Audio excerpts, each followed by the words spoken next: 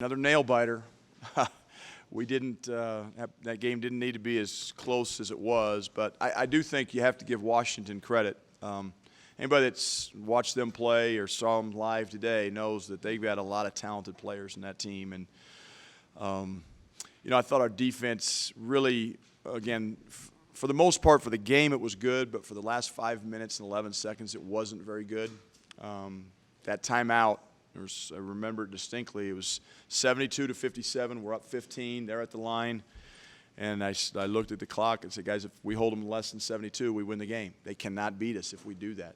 And that's got to be our mindset, is defense and rebounding down the stretch. And they come out and score 23 points in that 5-11. So we didn't get that done.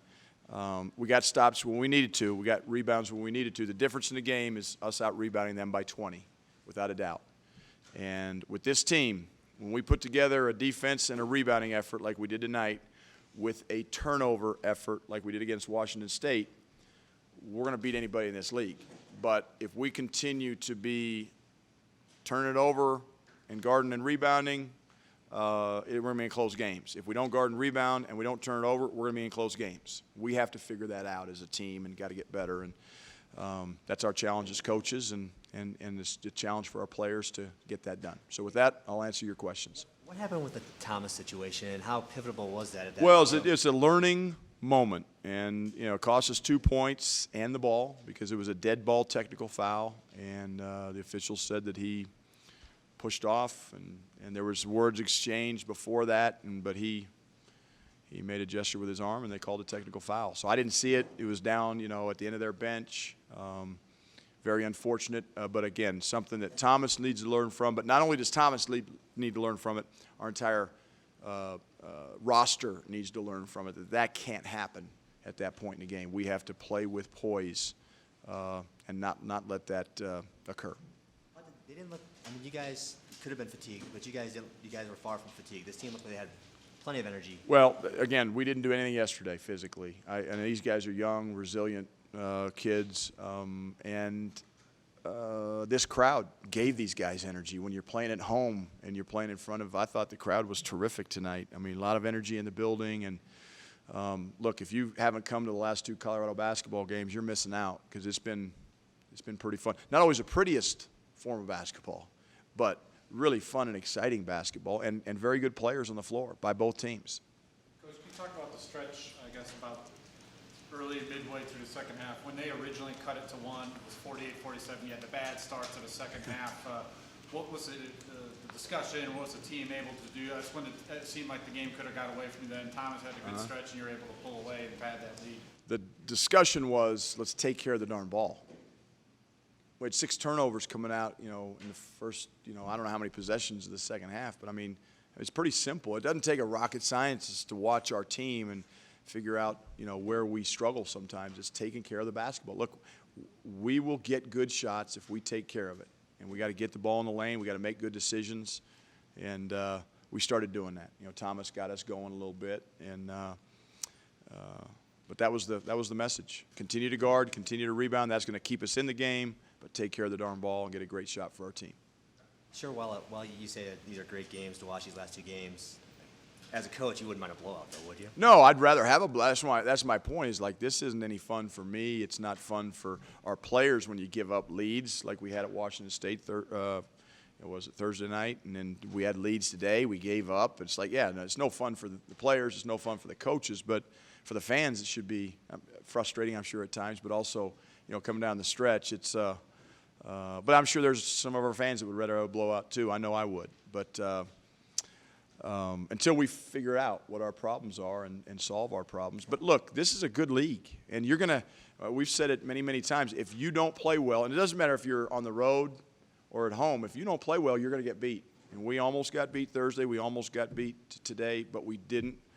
This team has shown grit. It's shown toughness all year long, going back to double-digit deficits in the second half in November and in December, overcoming those, winning games. We've had our share of blowouts, but now we've won a couple one-possession games, and that's what you have to do if you want to be where we want to be, which is top half of the league, competing for a championship, hopefully a bye on Wednesday of the Pac-12 tournament. Without Xavier Tallman's presence out there, At certain points it was. Early in the second half it wasn't, and I think, but as the half went on, he came in after that, after he got settled down a little bit, hit a three, kind of got his confidence going. Our whole thing coming into this game is we wanted to play with confidence and aggressiveness. And I thought for the most part we did that. I thought we got a little bit tentative after we turned it over, kind of scared. Their pressure is out there. We got to attack their pressure better. We got to backdoor the overplay. One thing I will say is having this quick turnaround did not allow us to do some things in practice on Friday that I would have liked to have done to prepare for Washington, which is handling their pressure and going against pressure. But again, Friday, I didn't want our guys, I wanted them to rest mentally, rest physically, so they'd have energy. We knew what we had to do. We just got to come out and do it. But we didn't get a chance to practice it. How tough was it for you to find the mix there late with all that foul trouble? It was hard. Coach was like, when do you want to go back with Wes and Dom? I said, about the 4-minute mark, and we were playing zone, and I wanted to steal some more. We're up 9. If we can steal 1 or 2 possessions and get stops against their zone, use shot clock, and maybe score once or get fouled. Now it's an 11-point game with 2 to go. You got it in hand. But we couldn't get those stops, and we come down and we wouldn't get scores. We got to the foul line a couple of times, but we let them back in the game. And so that tentativeness, Wes didn't want to foul out. Dom didn't want to foul out. Thomas did with the technical. So it was difficult. We overcame foul trouble in the first half, and we overcame foul trouble in the second half with a depleted roster. Which, again, is a testament to our players that are in uniform. Wes has responded to Josh's absence in a big way with Big way. 3 straight double-doubles. Yep. Just some tenacity. What can you say? Yeah, Wes is playing with confidence. He's a presence defensively. He misses Josh being out there because they play off each other so well. But with Josh going down, Wes has stepped up. There's no doubt of it. And so is Torrey Miller. Now, Torrey's not replacing Josh, but he's had to make some mental adjustments. And he's done that. But Wes Gordon, I can't say enough about the way he's playing.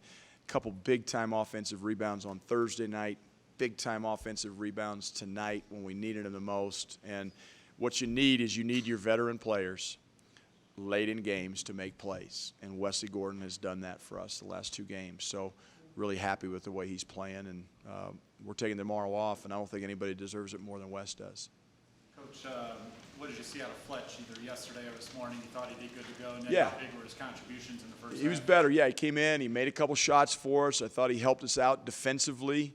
And, again, he's not 100%, but I thought he played well.